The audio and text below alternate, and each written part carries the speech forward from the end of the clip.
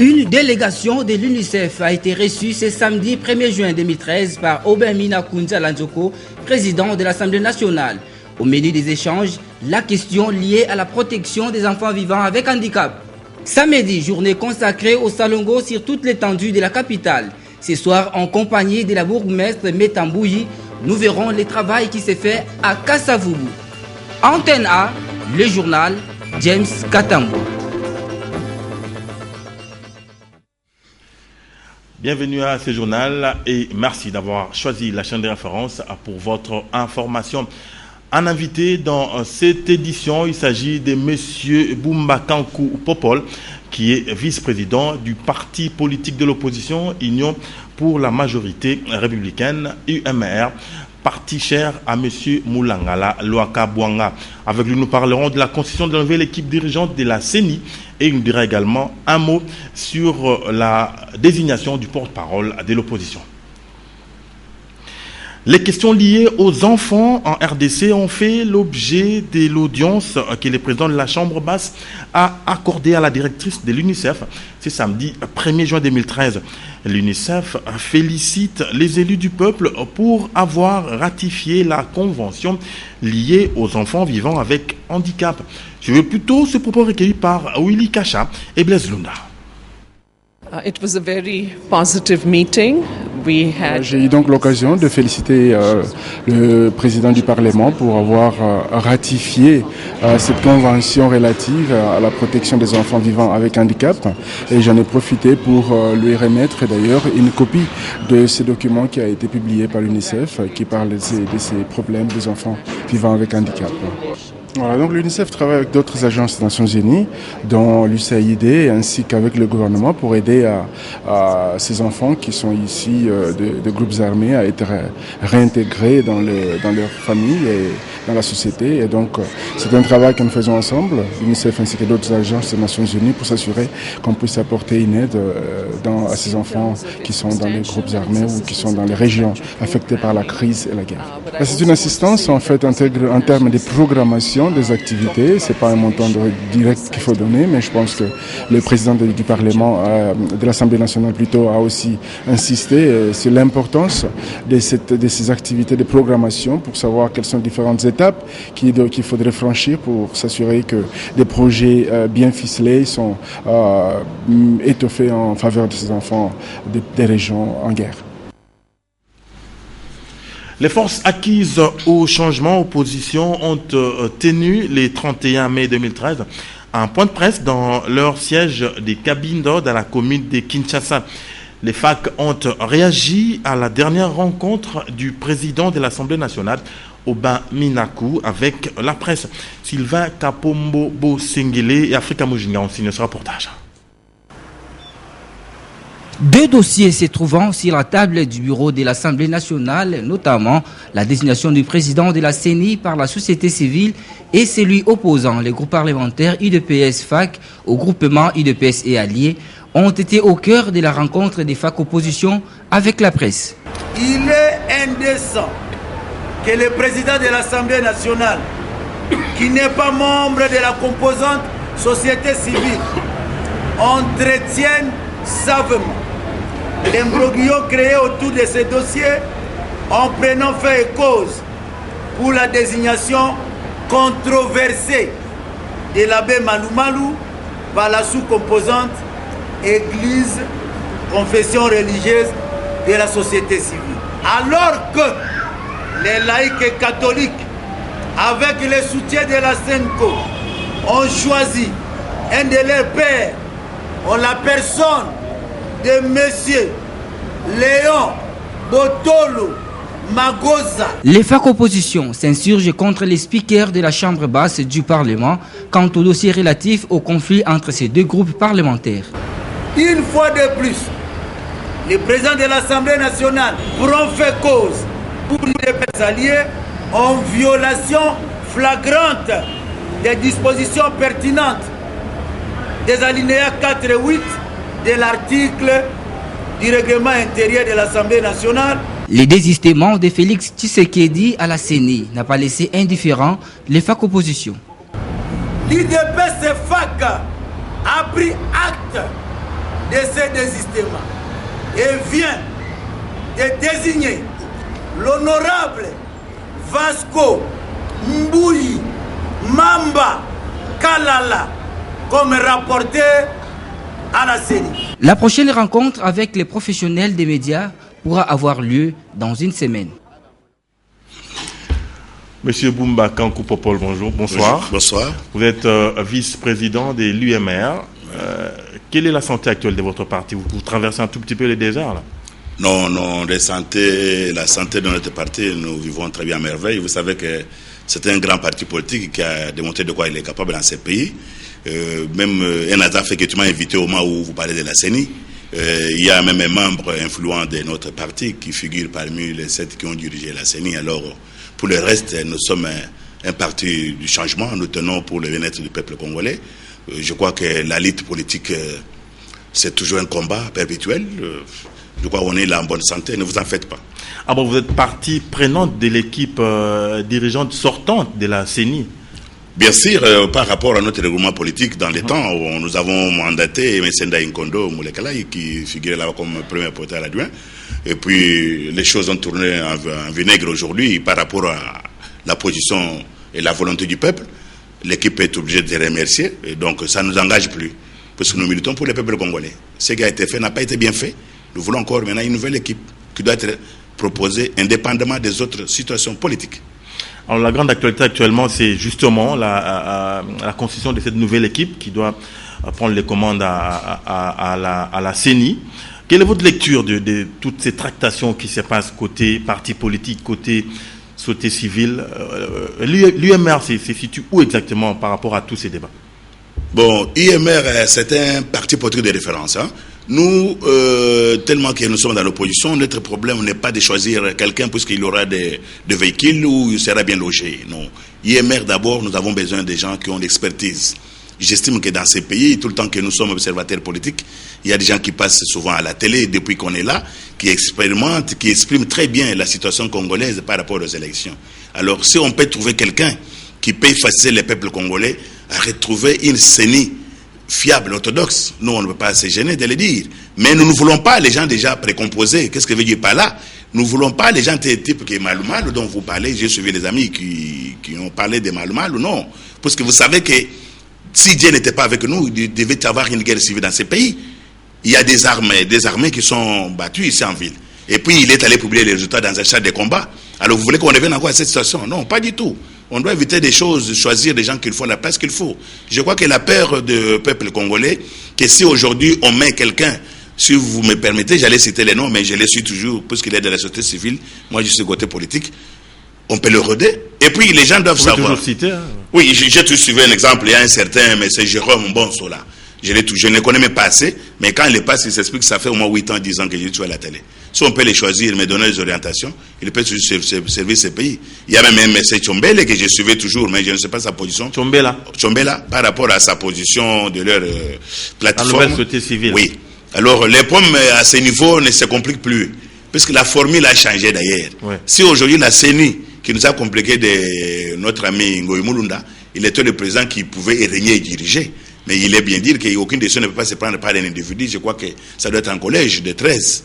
Alors, il y a de quoi espérer.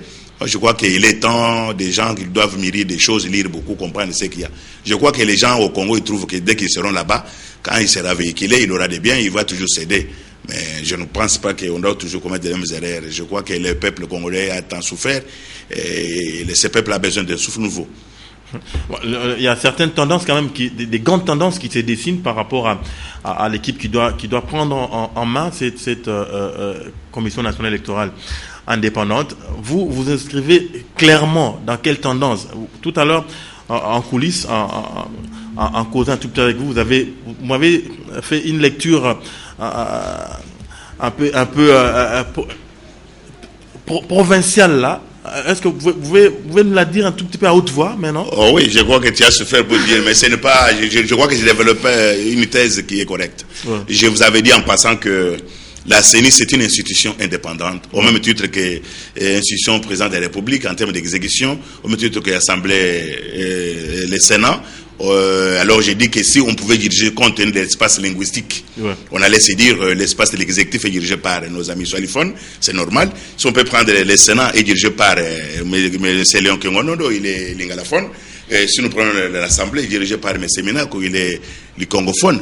Si on pouvait laisser ici de l'autre côté les lubaphones se retrouvent, ce n'est pas un péché. Je crois que c'est le nom de la Constitution. Mais je ne veux pas développer cette thèse comme un tribaliste. Donc je voulais que les gens s'imprègnent de la situation du Congo. La Constitution que nous avons nous demande de l'équilibre. Il faut des fois, c'est cher ça. L'équilibre géopolitique. Géopolitique, c'est la loi qui le dit. Mais présentement, on a besoin de quelqu'un qui s'y connaît. Si Messier qui veut prendre la CENI, et la loi est claire, il doit sortir de la société civile. Il faut que les politiciens cessent de s'accrocher là derrière. Si on a dit la société civile qui s'organise, qui le donne, et les noms, et celui-là sera accepté. Et d'ailleurs, ils vont se choisir dès qu'ils seront en finale en 3. Présentement, les autres qui sont politiciens doivent se retirer d'office. Il ne faut pas toujours s'accrocher à quelque chose que vous ne méritez pas. Laissez-nous, les politiciens, faire notre travail en termes politiques de l'autre côté. La crise actuelle au Congo, c'est la CENI qui avait voulu amener ces peuples là où nous ne sommes pas arrivés. Parce que je crois que j'ai minimisé les faits. Maintenant, nous voulons aller pour d'autres choses. Et d'ailleurs, je voulais profiter devant cet micro que les problèmes actuels, il n'y a plus même pas danger, mais nous voulons quelque chose de propre pour l'avenir. Aujourd'hui, il n'y a pas d'élection présidentielle, il n'y aura pas de président, mais il y aura des élections locales, oui, machin. Mais il n'y a pas de danger. Que les gens s'apaisent, qu'ils laissent la société civile s'organiser et faire sortir quelqu'un de bon. Exact. Je reviens à vous tout à l'heure, M. Popol Bumba. Je suis à votre disposition. On passe à autre chose à présent. Les samedis, ça n'est un secret pour personne. Les salons ou travaux des salubrités sont décrétés sur toute l'étendue de la capitale. Et ce soir, nous amenons faire un tour du côté de la commune de Kasavubu pour voir en compagnie de Madame la bourgmestre Meta Mbouy, affectueusement appelée bébé climatiseur, comment se passent les choses de ce côté-là. C'est un travail de titan qui se bat. Confirmation de notre reportage.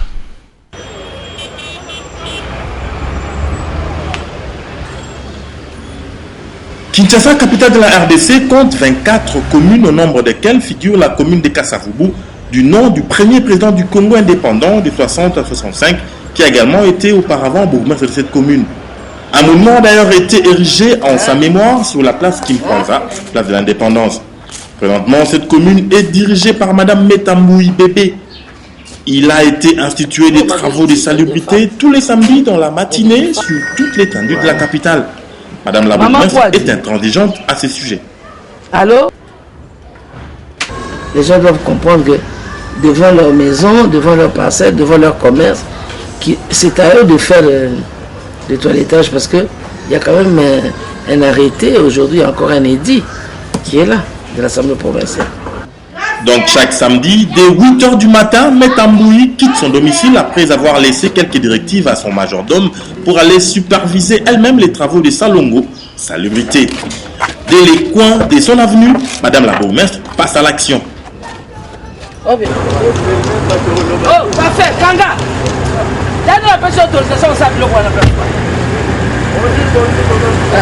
Salongo nde.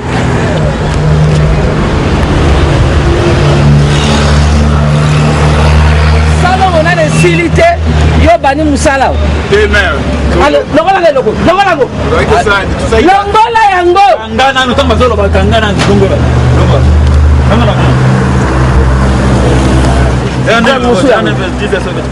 Musu yango.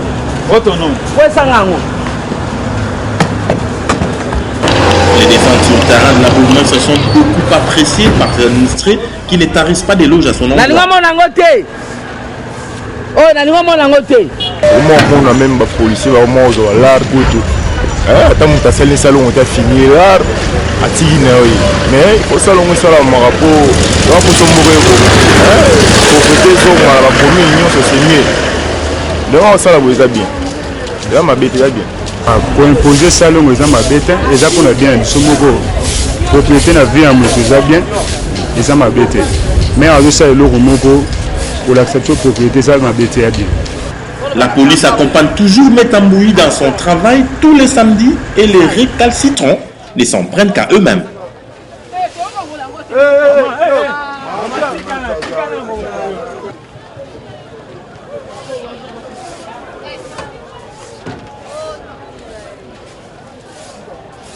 La commune de Kasavubu a une superficie de 5,05 km² et une population estimée à plus ou moins 250 000 habitants. Le marché Gambela est le point chaud de cette commune en matière d'insalubrité et la bourgmestre a décidé d'y faire un tour pour superviser elle-même les opérations de Salongo. C'est un travail fastidieux qui l'attend et elle est décidée à en découdre avec les ennemis de la salubrité. Mais comme aujourd'hui c'est opération ici sur l'Éthiopie, donc je ne sais pas comment ils feront. Hein. Parce que partout où il y a la saleté aujourd'hui là, personne ne va vendre. Les samedis, aucun commerçant ne peut débuter ses affaires sans avoir mis la propriété là où il exerce ses activités. Ceux qui vont à l'encontre de cette règle subissent la rigueur de la loi.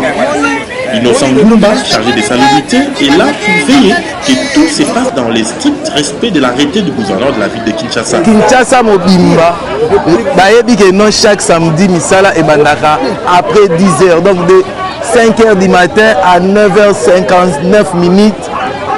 Salongo après wanande ofungoli o nyoso moni godon bato si mi de côté pour na banda ku ba propriétaire banda ku ezali de 5 à 100 $ américains to tcha en francs congolais ba maison commerciale amande ne bandi de 100 à 1000 $.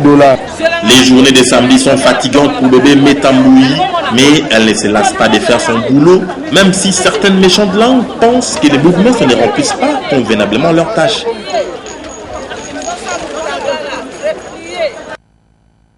On a commencé avec vous depuis 7h du matin et vous voyez que malgré ce qu'on a interdit, tout ça, personne n'écoute. Donc je ne sais pas, il faut peut-être une autre forme de campagne. Ils n'étaient pas là, mais dès que j'ai eu les détournés, les voilà qui sont rentrés. Donc maintenant c'est aussi la population qui doit s'impliquer. Il faut des campagnes de sensibilisation. Il ne faut pas toujours condamner les bourgmestres. Il est 14h30. Metamboui, affectueusement surnommé bébé climatiseur, termine sa ronde des Salongo et fait un tour à la maison communale. Là encore, quelques directives à ses collaborateurs et la boucle est bouclée. Samedi, journée de dur labeur pour la bourgmestre Metamboui. Voilà. Un commentaire quand même par rapport à ce reportage et c'est Salongo qui est institutionnalisé pratiquement dans la capitale tous les samedis. Bon, en principe, l'idée est géniale. Hein? On ne peut pas rester dans la saleté, mais le problème n'est pas à ce niveau-là, parce que vous regardez bien le peuple en face, il a la volonté de faire quelque chose, mais il faut une organisation politique interne. Il faut voir des bêches, il faut voir des gens, des cantonniers, les gens qui peuvent travailler, que l'État doit payer, doit financer.